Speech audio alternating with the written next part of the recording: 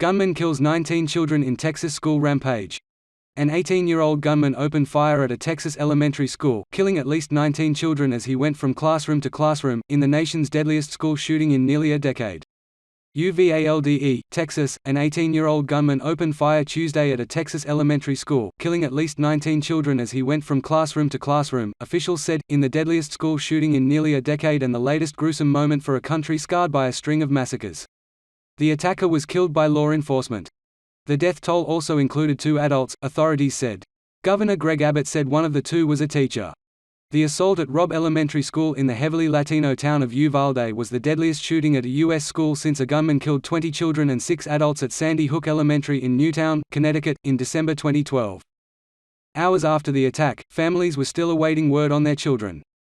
Outside the town civic center, where families were told to await news about their loved ones, the silence was broken repeatedly by screams and wailing. "No. Please, no," one man yelled as he embraced another man. "My heart is broken today," said Hal Harrell, the school district superintendent. "We're a small community, and we're going to need your prayers to get through this." Adolfo Cruz, a 69-year-old air conditioning repairman, was still outside the school as the sun set, seeking word on his 10-year-old great-granddaughter, Elijah Cruz Torres. He drove to the scene after receiving a terrifying call from his daughter shortly after the first reports of the shooting. He said other relatives were at the hospital and the civic center. Waiting, he said, was the heaviest moment of his life.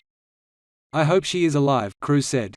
The attack came just 10 days after a deadly, racist rampage at a Buffalo, New York, supermarket that added to a years-long series of mass killings at churches, schools and stores.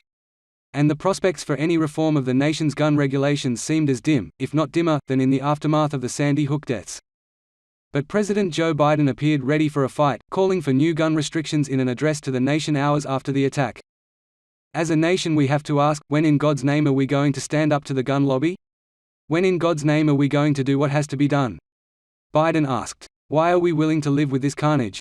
Many of the wounded were rushed to Uvalde Memorial Hospital, where staff members in scrubs and devastated victims' relatives could be seen weeping as they walked out of the complex. Officials did not immediately reveal a motive, but they identified the assailant as Salvador Ramos, a resident of the community about 85 miles (135 kilometers) west of San Antonio. Law enforcement officials said he acted alone.